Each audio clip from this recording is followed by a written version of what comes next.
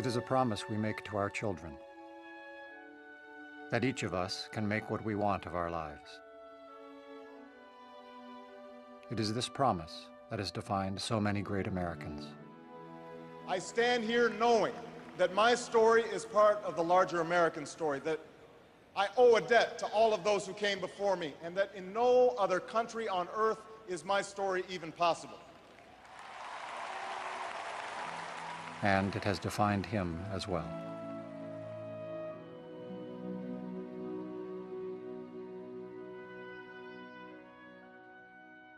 My mother, she said to herself, you know, my son, he's an American and he needs to understand what that means.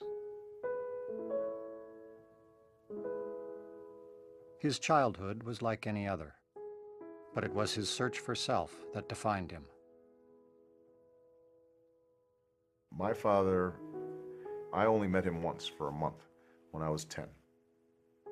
I probably was shaped more by his absence than his presence. And what he learned was that by discovering his own story, he would come to know what is remarkable about his country. My grandparents, they grew up in Kansas, right in the center of the heartland. They were growing up during the Great Depression. They weren't complainers. They took life as it came. They knew they had to work hard even when difficult things happened.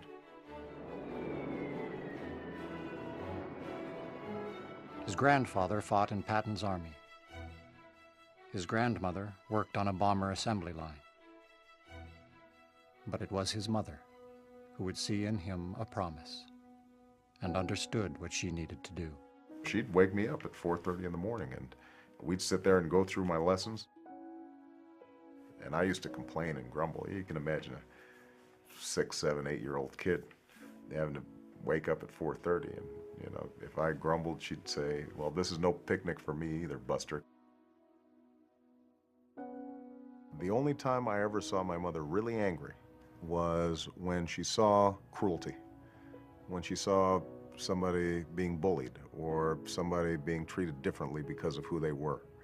And if she saw me doing that, she would be furious. And she would say to me, imagine standing in that person's shoes.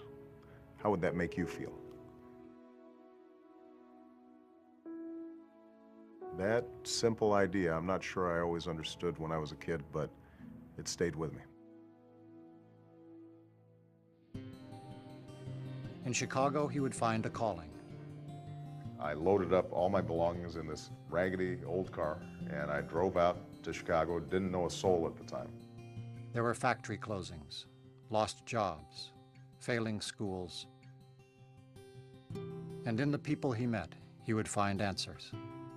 Everyone was raving about this guy. She came off as very professional, so I wasn't sure she'd have much of a sense of humor. I thought, Barack Obama, who names their kid Barack Obama? Yeah, it's one thing if your name was Barack Smith or Barry Obama, but Barack Obama, that's a killer. That's not going to work. And sort of a month into it, he was like, we should go out on a date. And I thought, no. So he took me to this training that was going on in a church basement on the far south side of the city.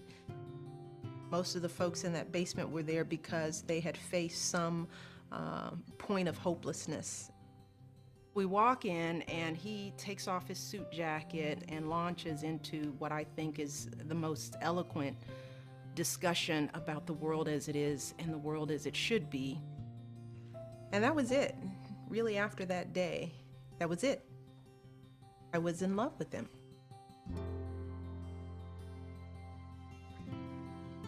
I had a pile of student loans at the time. I just married Michelle. She had a pile of student loans at the time. His classmates would field offers from big law firms and Wall Street, but he felt compelled to serve. I thought he was crazy. You know, I thought, well, what'd you do all this for? You read about some injustice and you say, that's not right, somebody should fix that. You realize nobody else is going to fix it if you don't. The intent of this bill is to make sure that low-wage workers are able to bring home a living wage.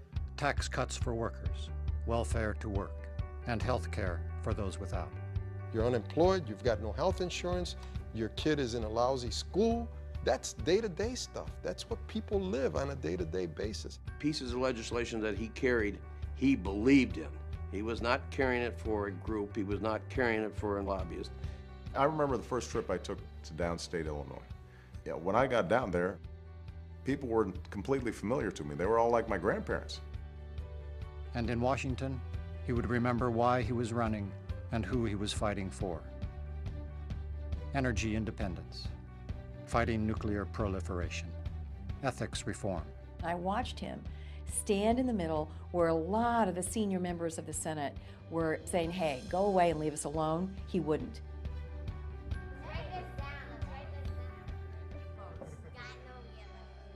What I want is a family that is transmitting the values I inherited, the values that Michelle inherited to the next generation.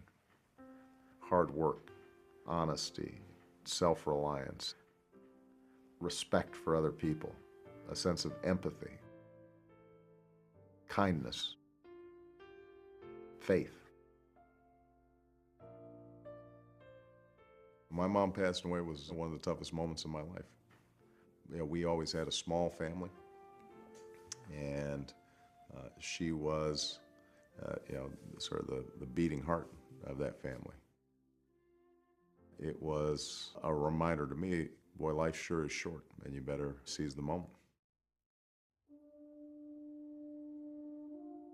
One of my earliest memories, going with my grandfather to see some of the astronauts being brought back after a splashdown.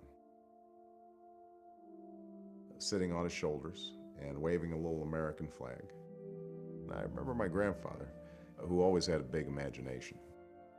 He was like a little boy himself. And my grandfather, would say, boy, Americans, we can do anything when we put our minds to it.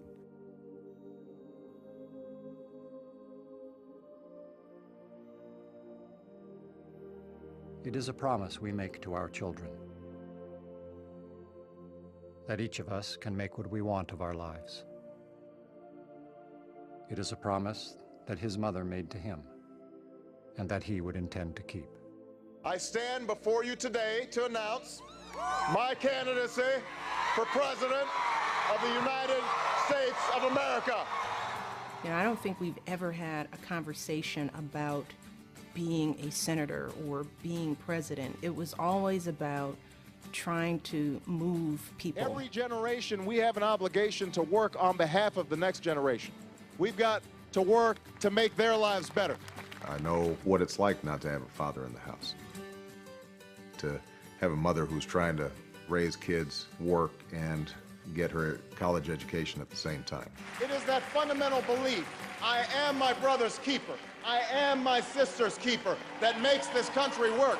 I know what it's like to watch grandparents age, whether their fixed income is going to be able to cover the bill. We've got to transform the political culture so it's responsive to you and not the special interests and not the fat cats, not the lobbyists, but is responsible to you and your children. And when I travel from town to town, I see Americans going through the same things that my family went through. And I'm reminded of what my mother always said. Imagine what it's like being in somebody else's shoes. One person's struggle is all of our struggles. We recognize ourselves and each other. To make sure that opportunity is there. Not just some people, but all of us.